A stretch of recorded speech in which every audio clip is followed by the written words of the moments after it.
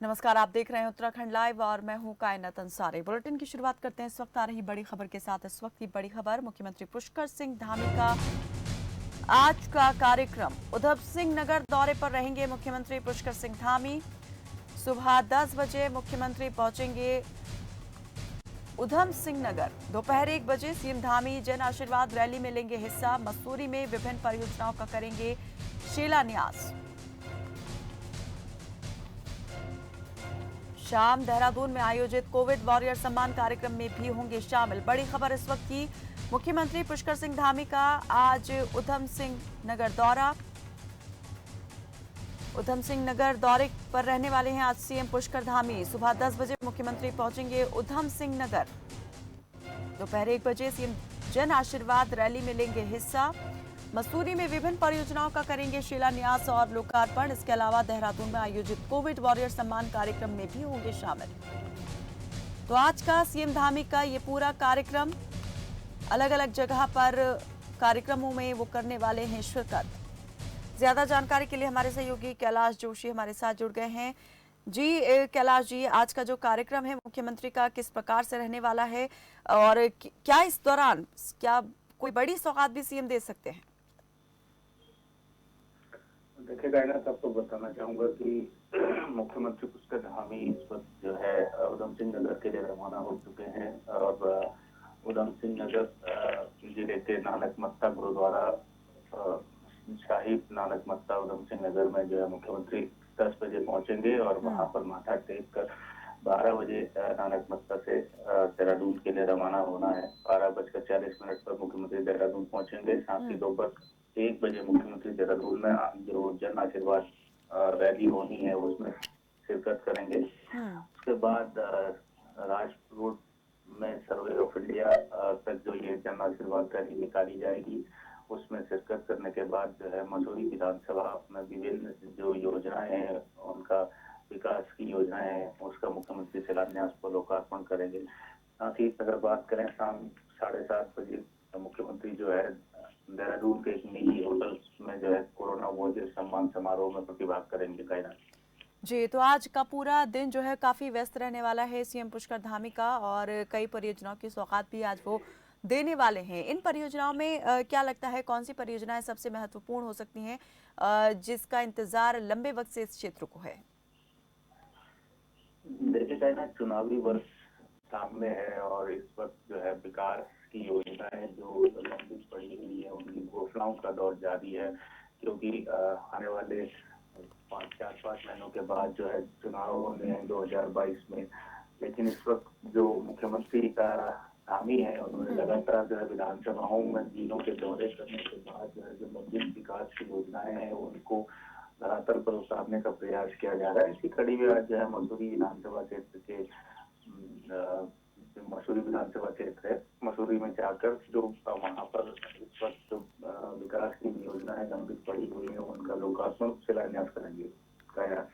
जी, तो मसूरी में आज कई परियोजनाओं का लोकार्पण और शिलान्यास मुख्यमंत्री करने वाले हैं। बहुत शुक्रिया कैलाश जोशी जी इस तमाम जानकारी के लिए। तो आज का पूरा दिन जो है काफ़ी व्यस्त रहने वाला है पुष्कर सिंह धामी का और इस कार्यक्रम के हिसाब से उधम सिंह नगर दौरे पर रहेंगे मुख्यमंत्री और 10 बजे मुख्यमंत्री पहुंचेंगे उधम सिंह नगर। दोपहर 1 बजे सीएम धामी जन आशीर्वाद रैली में शिरकत करेंगे। इसके अलावा एक और बड़ी खबर का रुख, उत्तराखंड सरकार ने स्कूल खोलने को लेकर किया फैसला। प्राथमिक स्कूलों के संचालन के लिए एसओपी की जारी। राज्य में 21 सितंबर से खुल रहे हैं प्राथमिक स्कूल। सरकार ने स्कूलों को दी सख्त हिदायत। छात्रों को अभिभावकों से सहमति पत्र लाना अनिवार्य। छात्रों से केवल ट्यूशन फीस ही ले सकेंगे स्कूल। नई एसओपी जारी कर दी है उत्तराखंड सरकार ने। केवल 3 घंटे ही चलेगी पहली से 5वीं तक की कक्षा। प्राथमिक स्कूलों के संचालन के लिए एसओपी की गई है जारी। राज्य में 21 सितंबर से खुल रहे हैं प्राथमिक स्कूल। उत्तराखंड सरकार ने स्कूल खोलने पर लिया फैसला। नई एसओपी की जारी। प्राथमिक स्कूलों के लिए एसओपी जारी। राज्य में 21 सितंबर से खुल रहे हैं प्राथमिक स्कूल।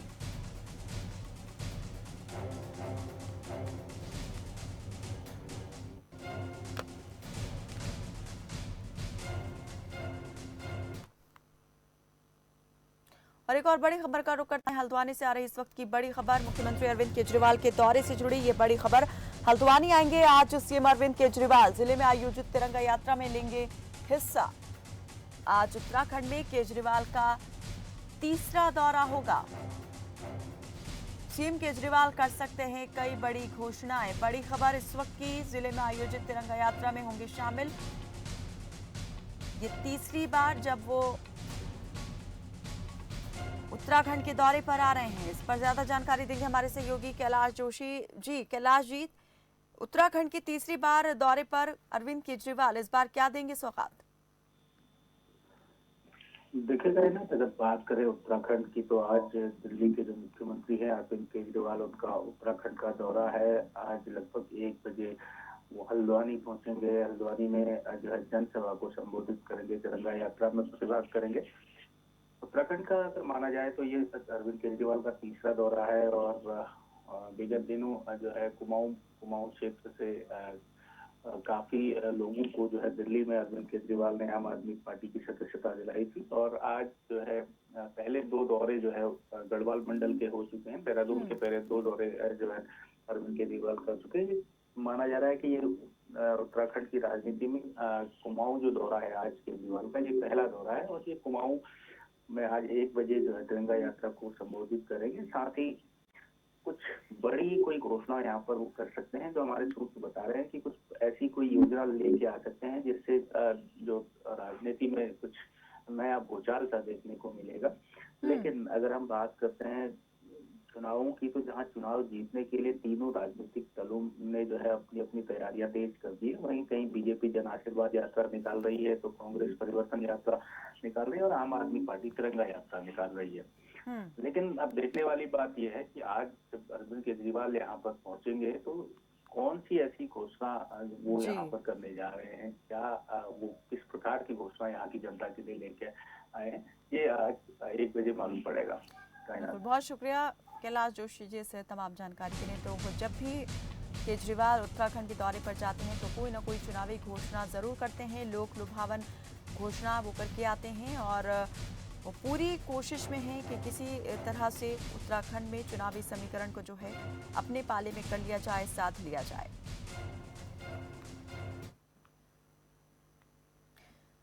वहीं शनिवार को ही हल्द्वानी में आम आदमी पार्टी द्वारा कार्यालय में प्रेस कॉन्फ्रेंस कर सीएम केजरीवाल के आगमन की जानकारी दी गई थी। पत्रकारों को संबोधित करते हुए आपके कार्यकारी प्रदेश अध्यक्ष भूपेश उपाध्याय ने बताया था कि दिल्ली के मुख्यमंत्री अरविंद केजरीवाल हल्द्वानी का दौरा करेंगे और पार्टी नेता और कार्यकर्ताओं से आगामी चुनाव को लेकर बातचीत करेंगे। इसके अलावा लक्ष्मी शिशु मंदिर से एक विशाल रैली निकाली जाएगी और रामलीला मैदान में सीएम केजरीवाल के द्वारा जनता को संबोधित भी किया जाएगा, जिसे लेकर प्रशासन और पार्टी कार्यकर्ताओं द्वारा पूरी तैयारी कर ली गई है।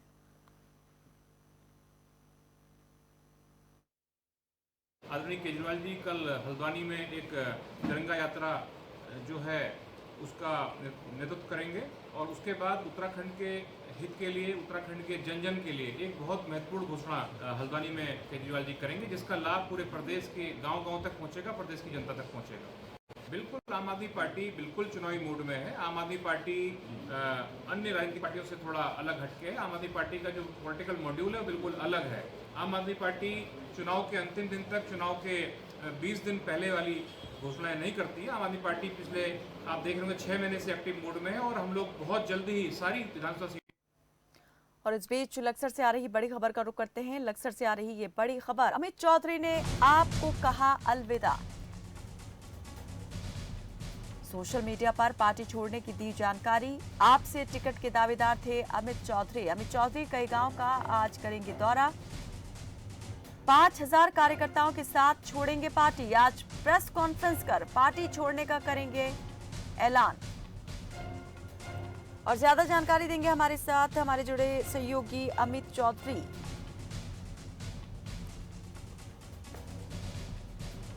और इस पर बातचीत के लिए हमारे साथ खुद जुड़ गए हैं अमित चौधरी, जिन्होंने आम आदमी पार्टी को अलविदा कह दिया है। अमित जी, आपसे जानना चाहेंगे कि ये पार्टी को बाय बाय कहने का कारण क्या रहा? क्या किसी दूसरी पार्टी में शामिल होने वाले हैं आप? नहीं, देखिए ऐसा तो मेरा कोई विचार नहीं है किसी और पार्टी में जाने का, क्योंकि मैंने पहली बार कोई पार्टी ज्वाइन की थी वो रही है आम आदमी पार्टी। लेकिन जो इनकी नीतियां हैं उत्तराखंड में, जिस तरह से इनके लोग काम कर रहे हैं, वो बिल्कुल गलत है। और मैं ही नहीं, हर विधानसभा का जितने भी प्रत्याशी इन्होंने बनाए हुए हैं, सब कहीं ना कहीं घुटन महसूस कर रहे हैं, परेशानी महसूस कर रहे हैं। लेकिन पार्टी नेता तो कहते हैं कि सम्मान जो है वो पूरा पूरा दिया जाता है, पार्टी कार्यकर्ताओं को समान अवसर है और सम्मान भी है। तो ऐसी क्या वजह हो गई कि आपने पार्टी को छोड़ दिया? और आपने कहा कि घुटन महसूस करते हैं, कहाँ घुटन महसूस होती है और क्यों होती है? घुटन महसूस मैम इसलिए होती है कि एक ही सीट पे देखिए आप, कई कई लोग इन्होंने लगाए हुए हैं और सबको ये झूठा आश्वासन देकर चल रहे हैं कि टिकट आपका है, टिकट आपका है। और उससे जो है आपस में ही प्रत्याशियों के बीच में जो है अनबन हो रही है। तो अभी पार्टी की जहाँ शुरुआत ही नहीं हुई, वहाँ अगर इस तरह से आपस में ही लोगों के बीच में बैर रहेगा तो फिर कैसे चल पाएगा? तो क्या आपने इस बारे में अवगत कराया था पार्टी के आला अधिकारियों को, नेताओं को कि किस तरीके से पार्टी के अंदर जो है खींचतान चल रही है? एक टिकट, अनार एक है और बीमार 100 हैं, ऐसे में किसके लिए पार्टी जो है वो अपनी दिखाने वाली है प्राथमिकता, किसको वो सामने रखने वाली है?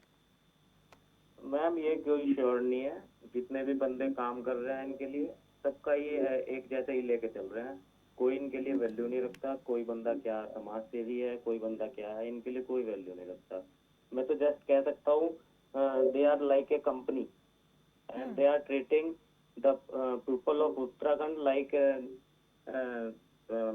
You can say labour.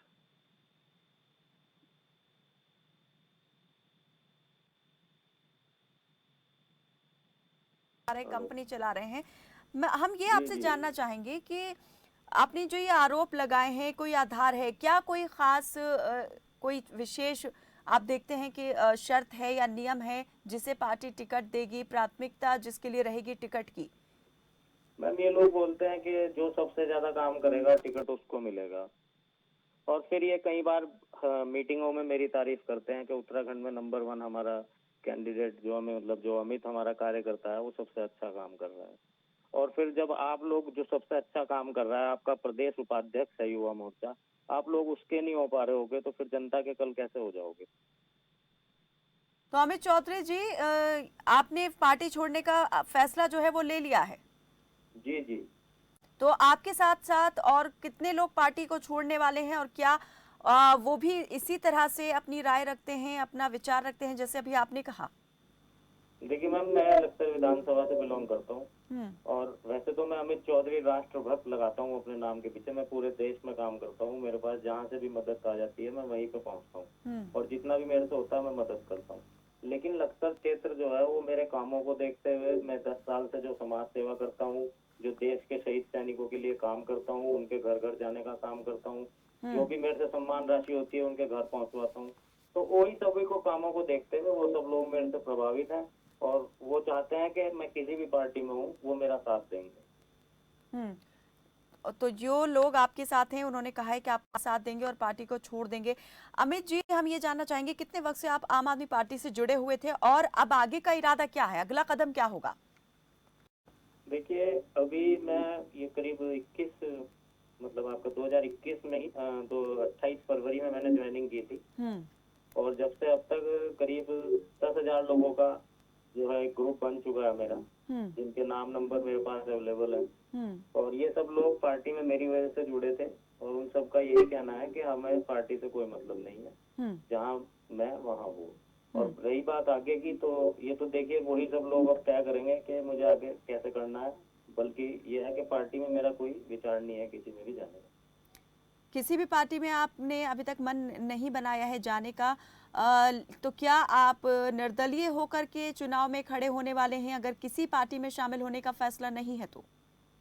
देखिए ऐसा है कि पहले भी फैसला जनता का ही था। सब चाहते थे कि मैं चुनाव लड़ूं और मैं लखसर की जनता के लिए काम करूं।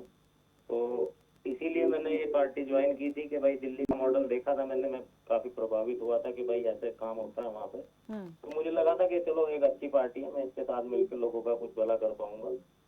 लेकिन जो लोग मेरे ही नहीं हो पाए फिर मैं उन लोगों का कैसे कर पाते। तो इसी करके बस ये है कि अभी तो जनता जो निर्णय लेगी, जो मेरे समर्थक निर्णय लेंगे। लेकिन ये फैसला तो है आपका कि आप जनसेवा के लिए आना चाहते हैं राजनीति में और चुनाव में खड़े होना चाहते हैं, किस पार्टी में शामिल होंगे, किस में जाएंगे या फिर निर्दलीय होकर चुनाव लड़ेंगे, इस बारे में अभी कोई फैसला नहीं लिया है, लेकिन पार्टी को आज छोड़ने का आप ऐलान करेंगे। जी चलिए, बहुत शुक्रिया अमित चौधरी जी इस तमाम बातचीत में हमारे साथ जुड़ने के लिए। तो लक्सर से आम आदमी पार्टी के नेता अमित चौधरी ने पार्टी को छोड़ने का फैसला किया है और अपने इस फैसले के पीछे उन्होंने वजह बताई है पार्टी के अंदर रहकर घुटन महसूस होना। टिकट को लेकर उम्मीद जता रहे थे कि पार्टी से टिकट मिलेगा, लेकिन अब देख रहे हैं कि स्थिति कुछ इस तरह की है कि एक टिकट के लिए कई दावेदार सामने खड़े हुए हैं और अभी पार्टी का भी रुख साफ नहीं हो पा रहा है कि टिकट किसको दिया जाएगा। और रुड़की से आ रही एक और बड़ी खबर का रुख करते हैं। रुड़की से इस वक्त की बड़ी खबर, कांग्रेस की परिवर्तन रैली में यातायात नियमों की उड़ी धज्जियां। रैली में कोरोना नियमों को भी रखा गया ताक पर। दोपहिया वाहनों पर बिना हेलमेट 3 से 4 युवक दिखे मौजूद। ना ही मास्क और ना ही सोशल डिस्टेंसिंग का रखा गया ख्याल। कांग्रेस की परिवर्तन यात्रा और इस यात्रा में दिखी कोरोना नियमों की अनदेखी।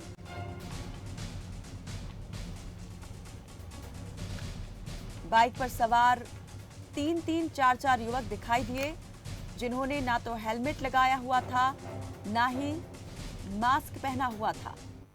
सोशल डिस्टेंसिंग के साथ साथ कोरोना नियमों का भी खुलकर उन्होंने मजाक उड़ाया।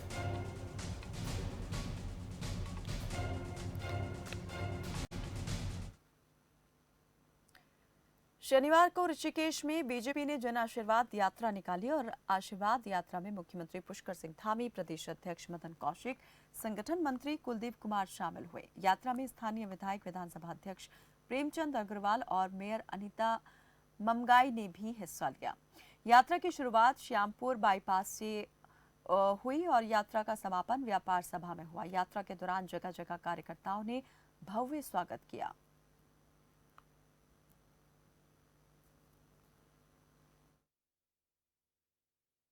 वो सारी की सारी धरातल पर उतर रही हैं। अभी पिछले दिनों हमने पर्यटन से जुड़े हुए और परिवहन से जुड़े हुए, सांस्कृतिक क्षेत्र में काम करने वाले, नौकायन राफ्टिंग के क्षेत्र में काम करने वाले जो ऐसे बंधु जिनकी यात्रा न चल पाने के कारण से इस साल बहुत जिनको आर्थिक तंगी से गुजरना पड़ रहा था, उनके लिए जो हमने घोषणाएं करी हैं वो सारी घोषणाएं उनके अब बैंक खातों में डीबीटी के माध्यम से जाने लगी हैं। हमने 31 दिसंबर 2021 तक जो चिन्हीकरण की जो प्रक्रिया आंदोलनकारियों की उसको बढ़ाने का किया था, उसका भी शासनादेश निकल गया है। अभी हमने कल एक घोषणा और करी है कि हम जो है जितने भी परीक्षाएं हैं, जो प्रतियोगी परीक्षाएं हैं, उन परीक्षाओं में क्योंकि हमारे सभी नौजवान युवा बेरोजगार भाई आर्थिक तंगी से गुजर रहे हैं, इसलिए हमने उसका जो शुल्क है वो पूरी तरह से समाप्त कर दिया है, उसको माफ कर दिया है। और जो भी घोषणा हम कर रहे हैं, समूह 2 और 3 में हमने जो है आयु बढ़ाने की घोषणा करी थी, या अन्य जो भी घोषणाएं हम करेंगे। हाईकोर्ट के निर्देश के बाद अब प्रदेश सरकार ने गाइडलाइन जारी कर सीमित संख्या में चारधाम यात्रा को खोल दिया है। हालांकि अब चारधाम यात्रा के कपाट बंद होने में करीब 1.5 माह का समय ही बचा है। इसके बाद भी चारधाम यात्रा से जुड़े व्यवसायियों और तीर्थ पुरोहितों को उम्मीद है कि यात्रा खुलने के बाद कुछ सीमा तक आजीविका में सुधार हो पाएगा। बता दें कि गंगोत्री धाम में अब धीरे धीरे दुकानें और होटल खुल गए हैं। यात्रियों की सुविधा के लिए होटल भी उपलब्ध हैं। गंगोत्री धाम में चारधाम यात्रा से जुड़े व्यवसायियों ने यात्रा खुलने पर खुशी जाहिर की।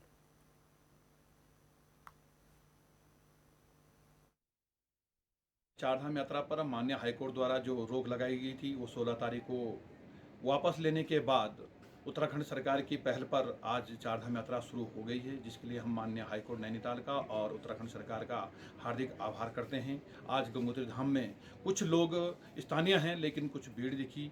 जो चारों धाम या गंगोत्री धाम जो है सुना पड़ा हुआ था, आज कुछ लोग दिखे, ये बड़ी अच्छी बात है। और उम्मीद करते हैं कि आने वाले समय में कुछ यात्री यहाँ पर आएंगे, लोगों की रोजी रोटी चलेगी। डंडी, कंडी, घोड़ा, खच्चर, होटल व्यवसाय तमाम लोग जो है पिछले 2 वर्षों से जो है भूख की कगार पर आ गए थे आज।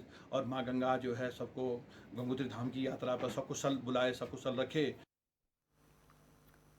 मसूरी में नगर पालिका, आईटीबीपी समेत निजी संस्था की ओर से व्यापक सफाई अभियान चलाया गया, जिसमें बड़ी मात्रा में कूड़ा एकत्रित कर रिसाइकलिंग के लिए भेजा गया। इस मौके पर पालिका अध्यक्ष अनुज गुप्ता ने कहा कि मसूरी समेत पर्यटक स्थलों को साफ सुथरा बनाने के लिए पूरा प्रयास किया जा रहा है। नगर पालिका के स्वास्थ्य निरीक्षक वीरेंद्र बिष्ट और किरण राणा के निर्देश पर सभी टीमों को अलग अलग स्थानों से कूड़ा एकत्रित करते हुए सर जॉर्ज एवरेस्ट हाउस पहुंचने के लिए कहा गया।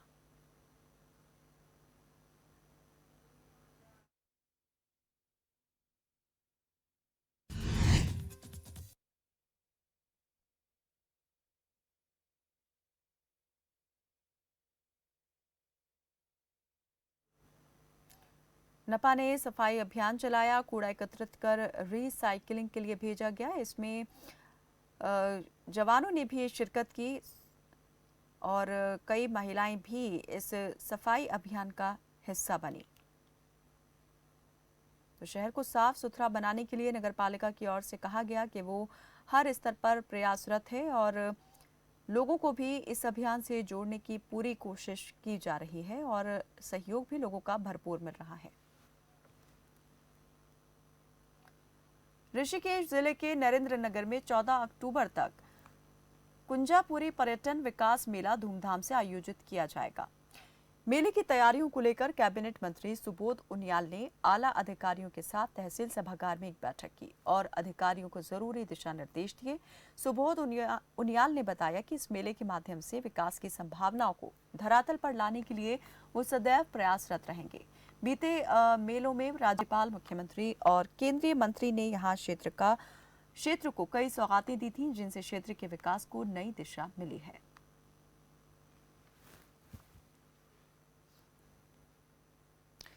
खबरों में फिलहाल बस इतना ही। दीजिए इजाजत। नमस्कार।